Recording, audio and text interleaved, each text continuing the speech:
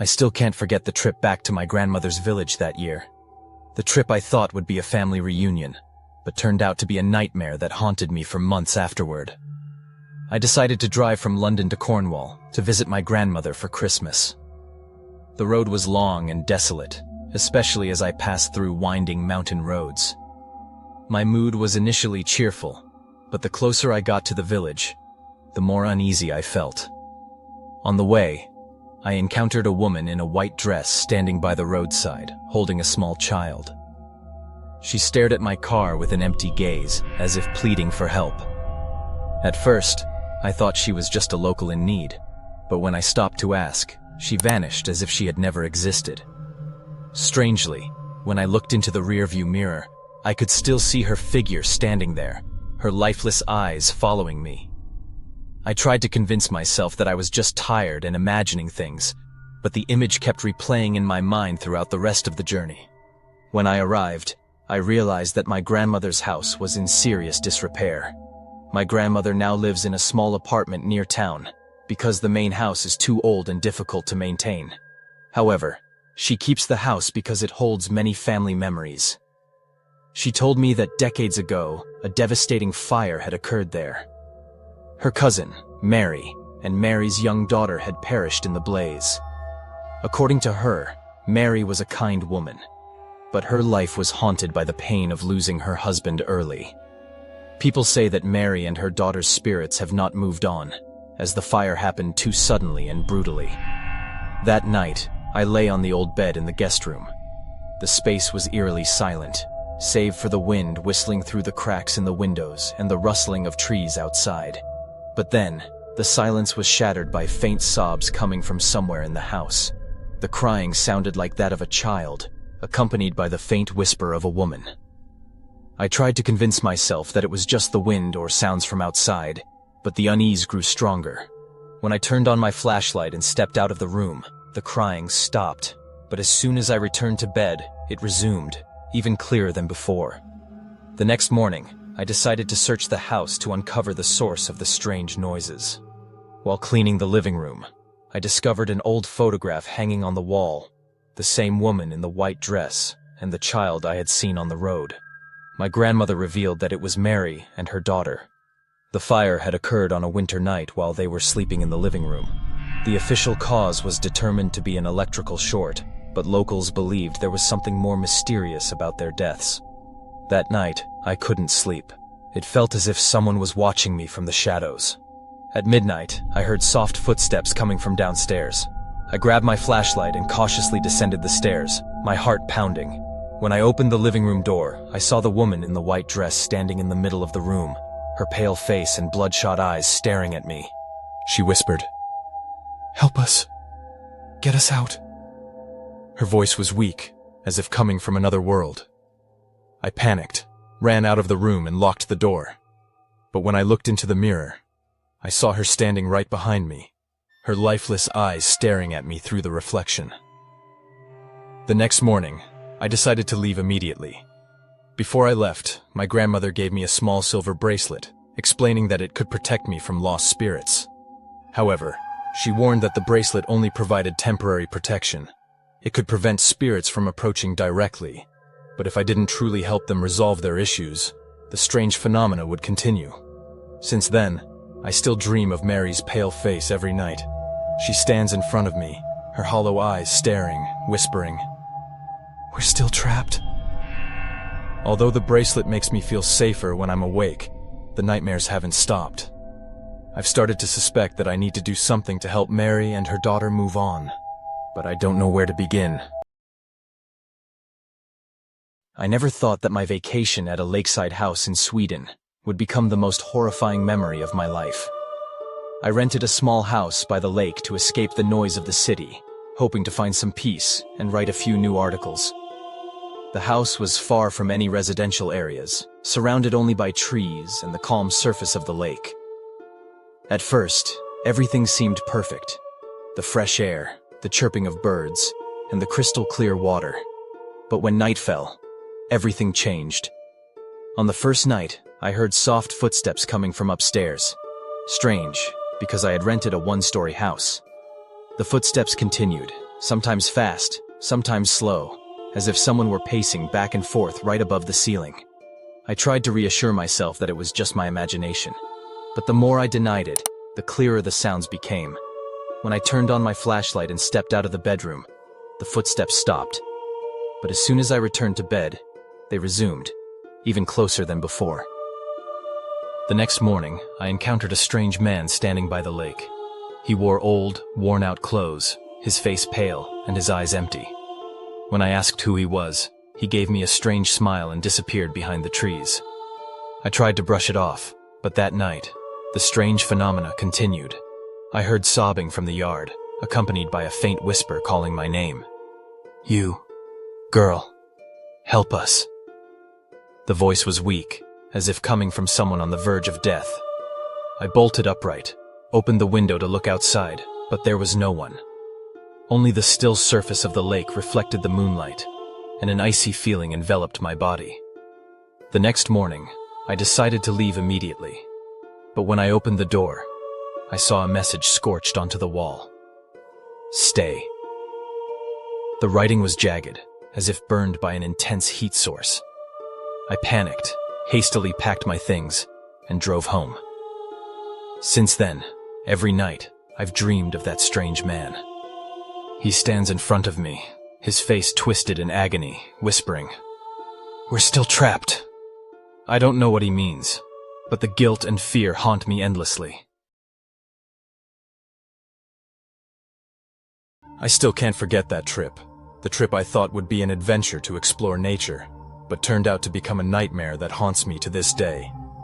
I decided to drive from Vancouver to a remote mountain area in British Columbia to take landscape photos, as I had heard that this place had pristine forests and remained largely untouched by humans. But when I arrived, I realized that the beauty of nature sometimes hides terrifying secrets. On the way, I encountered a man wearing a worn-out brown coat standing by the roadside, holding a flashlight despite it still being daylight. He stared at me with an emotionless gaze, as if waiting for something. At first, I thought he was just a local needing help, but when I stopped to ask for directions, he didn't respond. Instead, he gave me a strange smile and disappeared around a bend. What chilled me the most were his eyes. Deep set, seemingly without whites, just a solid black void. Those eyes seemed to pierce through me, sending shivers down my spine. As I drove on, I tried to convince myself that I must have imagined it, but the unsettling feeling clung to me like a shadow. When I reached the campsite, I set up my tent near a small forest. At night, the space was completely silent, save for the sound of the wind rustling through the trees and the steady hum of insects.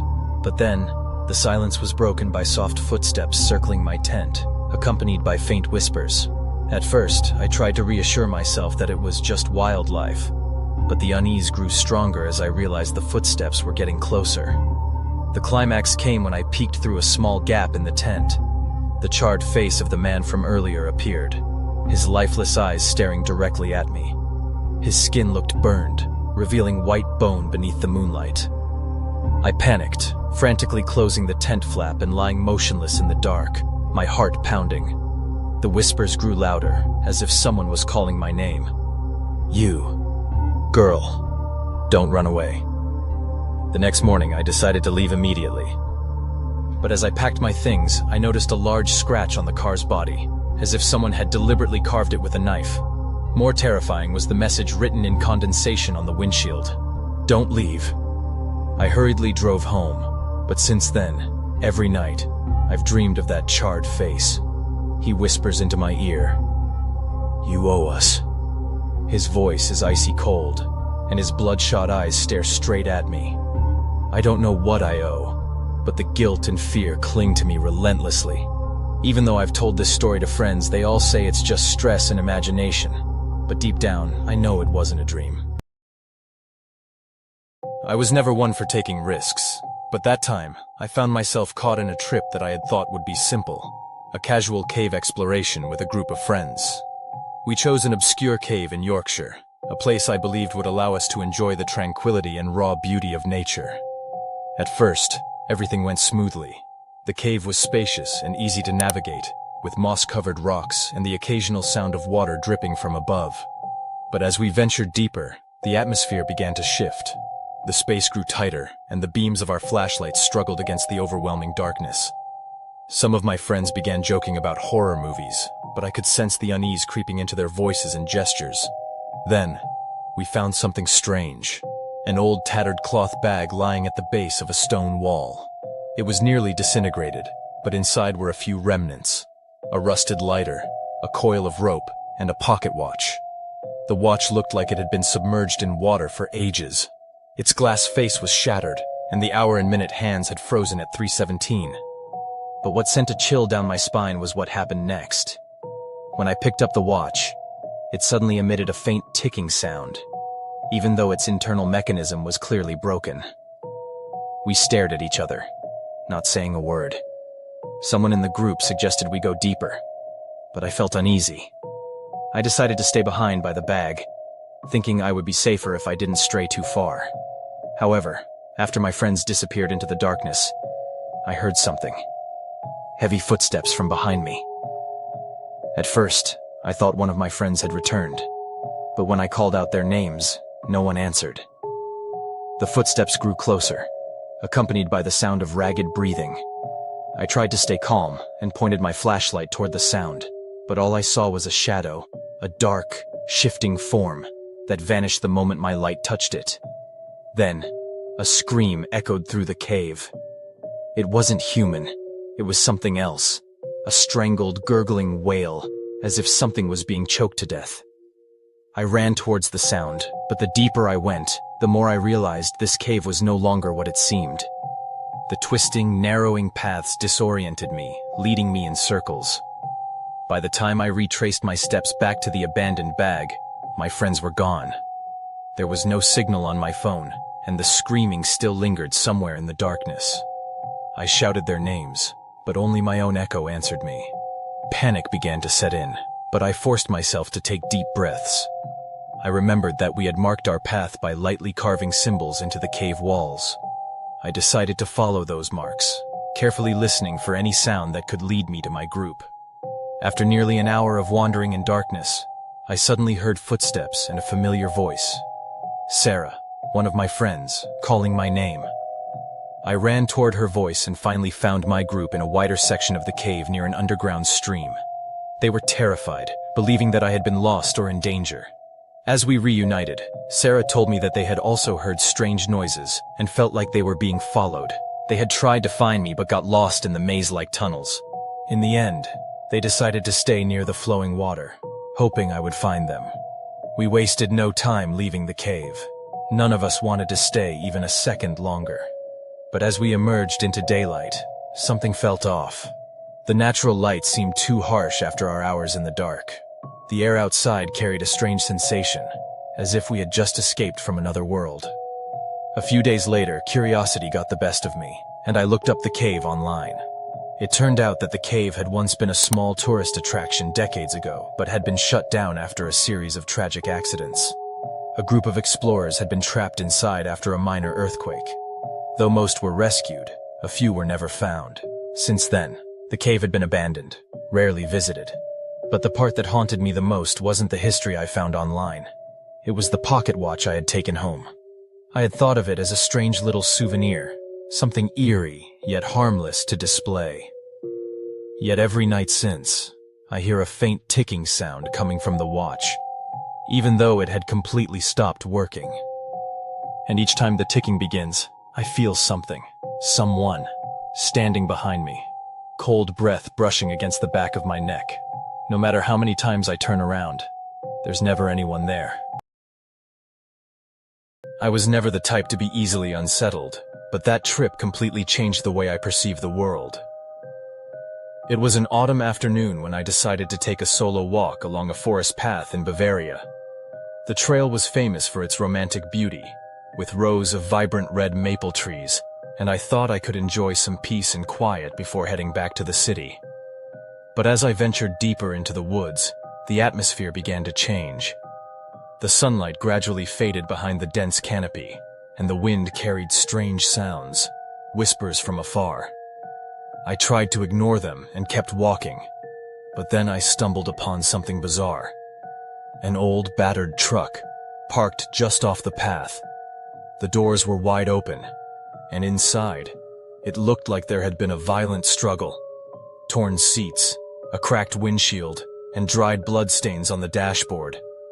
I didn't dare get too close, but I couldn't tear my eyes away. What struck me as odd was that there were no footprints leading away from the truck, despite the ground being soft and covered in dry leaves. I snapped a few photos with my phone, thinking I should report it to the police. But when I turned back, the truck was gone. Only a sickly metallic stench lingered in the air. A cold unease settled over me. I decided to turn back, but the path I had just walked on suddenly seemed unfamiliar. The trees all looked the same, and I couldn't remember exactly which way I had come from. As I struggled to find my way, I encountered a man standing in the middle of the forest. He wore a brown coat and held a hunting knife in his hand. His expression was cold and unreadable as he fixed his gaze on me. "Are you looking for something?" he asked. His voice carried no friendliness, only a quiet, unsettling tension. I stammered that I was lost and needed to find my way out. Without taking his eyes off me, he raised a hand and pointed. "Go straight." I muttered a hurried "thank you" and took off in the direction he pointed. But after a few steps, something compelled me to look back. He was gone. Eventually, I managed to find my way out of the forest. But ever since that day, I have been haunted by a feeling I cannot quite explain. It's not the typical fear of being watched or followed. It's something more abstract. Whenever I'm alone, in an empty elevator, on a deserted street, or in a dark room, I feel it. An unseen gaze. Watching. Studying. Waiting. A week later, I came across a local news article about an attack near that very area. The victim was a young woman, assaulted by a man in a brown coat. The police never found the perpetrator, but the description of the suspect matched exactly the man I had encountered. Since then, I have never dared step foot in that forest again. And though I know there is no one watching me, some nights I wake up abruptly, heart pounding, for no reason at all.